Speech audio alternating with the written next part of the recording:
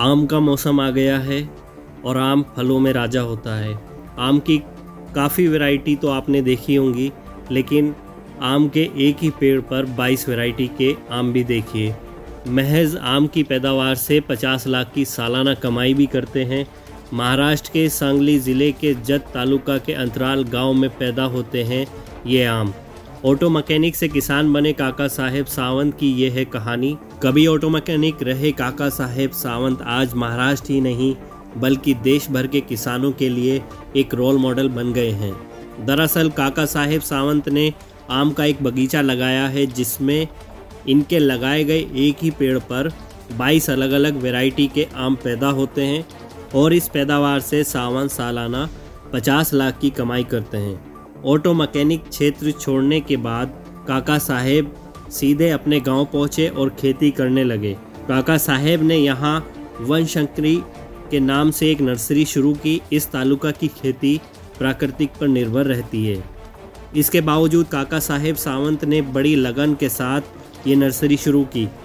काका साहेब आज अपने लिए गए निर्णय से पूरी तरह से संतुष्ट हैं कि उनका परिवार आज नर्सरी व्यवसाय से अच्छी तरह से सफल है और इसी नर्सरी से काका साहेब सावंत सालाना 50 लाख रुपए भी कमाते हैं।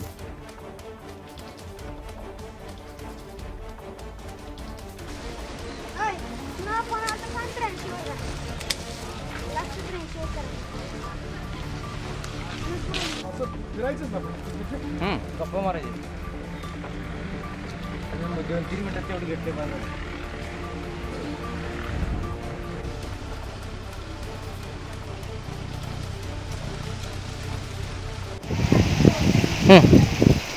नमस्ते, मेरा नाम काका साहेब रावसाहेब सावंत, श्री बनशंकरी नर्सरी अंतराल बनाड़ी, तालुका जत, जिला सांगली। तो मैं शुरू में मेरा शिक्षण ITI BA ITI हुआ है मैकेनिक। शुरू में मैं 10 साल पूना में बजाज काइनेटिक, टेल्को, टाटा मोटर्स इस कंपनी में 10 साल तक नौकरी की।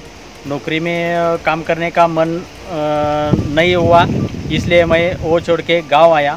गाँव आके भी मैंने कोहिनूर टेक्निकल इंस्टीट्यूट में 5 वर्ष का जॉब किया और इसके बाद मैंने खेती करने शुरू की। साधारण 2009-10 साल को मैंने 15-20 एकड़ खेत में आम, चीकू, अमरूद, ग्यावा, इमली के पौधे लगाए, पेड़ लगाए और फल के ये पौधे लगा के मैंने फल की खेती करने का निर्णय लिया। और पिछले 5 साल से मैंने नर्सरी की शुरुआत की, यानी कि पौधे बनाने की शुरुआत की। और पौधे बनाते बनाते हम खेत में हर साल नए नए प्रयोग करता रहा और वो प्रयोग में से ही ये एक नया प्रयोग है कि जो अलग है, महाराष्ट्र में अलग है कि एक ही पेड़ पे मैंने 22 अलग अलग आम की वैरायटी जोड़ी है। यानी कि पेड़ एक ही है आम का, लेकिन उसको अलग अलग ब्रांचेस जोड़ के ग्राफ्ट किया और वो एक ही पेड़ पे अलग अलग आम लगने लगे। तो इस पेड़ हम देखते हैं कि इसमें रत्ना, सिंधु, आम्रपाली, हापुस, पायरी, केशर, क्रोटॉन, तैवान, नीलम, निरंजन, इस प्रकार के अलग अलग 22 आम दिख रहे हैं। हम देख रहे हैं कि अलग अलग ब्रांचेस को अलग अलग आम आ रहे हैं। तो हम देख सकते हैं इस एक ही पेड़ पे मैंने अलग अलग ब्रांचेस जोड़ के जो अलग अलग वैरायटी एक ही पेड़ पे लिया है, उसका उत्पादन भी मैंने लेना शुरू किया है और अच्छी तरह से उत्पादन भी आ रहा है। तो इस एक ही पेड़ में 700 आम लगे हैं।